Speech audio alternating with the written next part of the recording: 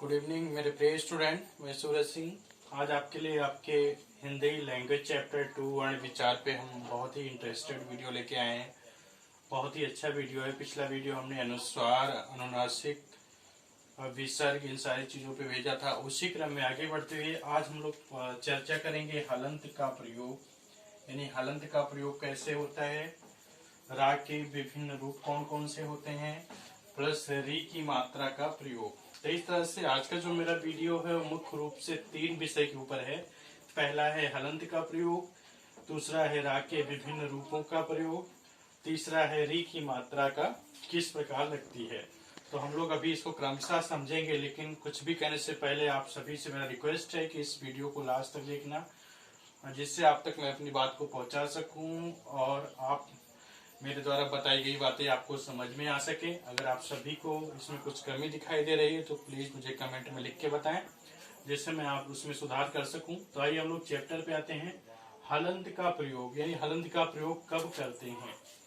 तो हलंत का प्रयोग हम वो आधी मात्रा के लिए करते हैं, यानी हलंत का चिन्ह यहाँ पे लगा हुआ है, ये हलंत का चिन्ह है।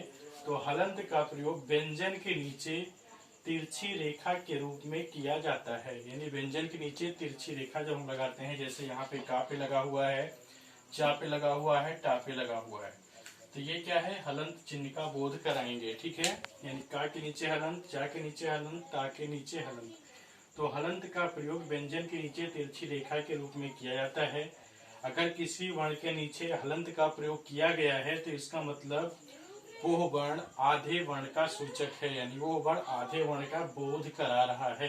जैसे का के नीचे हलंत यानी आधा का है, चा के नीचे हलंत यानी ये आधा चा है, टा के नीचे हलंत यानी ये आधा टा है। तो इस तरह से हलंत का प्रयोग हमेशा व्यंजन के नीचे तिरछी रेखा के रूप में किया जाता है। ये वर्ण की आधी मात्रा का सूचक होता है। फिर आइए नेक्स्ट हम लोग आते हैं रा के विभिन्न रूपों में प्रयोग, यानी जो रा वर्ण है इसका कितने रूपों में प्रयोग किया जाता है। तो पहला रा यहाँ पे लिखा हुआ है, दूसरा रा है, तीसरा है, चौथा है। सारे रा के विभिन्न मात्राएं लिखी हुई हैं, एग्जाम्पल भी लिखे हुए हैं।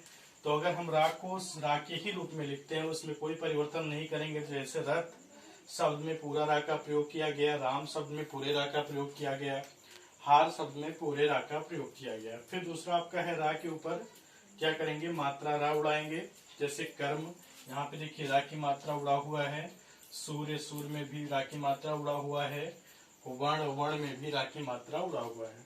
फिर यहाँ पे रा देखिए, रा के नीचे क्या है, नीचे लाइन खींचते हैं।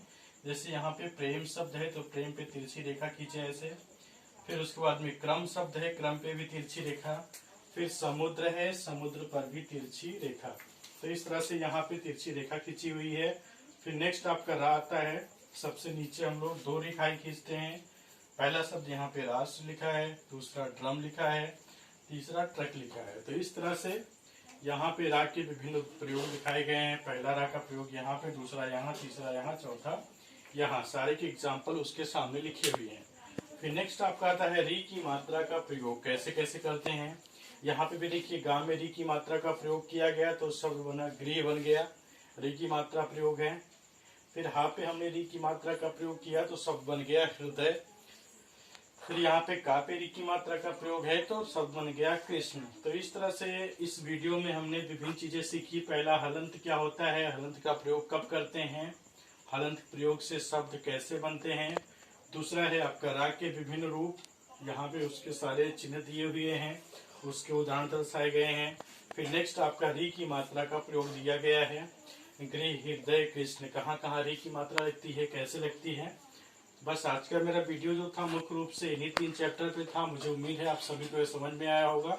अगर आप सभी लोग इस चैनल पे नए हैं तो इस चैनल को सब्सक्राइब करें और लाइक करें, जिससे मैं इसको एक विस्तार रूप दे सकूं और मेरे द्वारा बनाए गए वीडियो आप तक पहुंच सकें।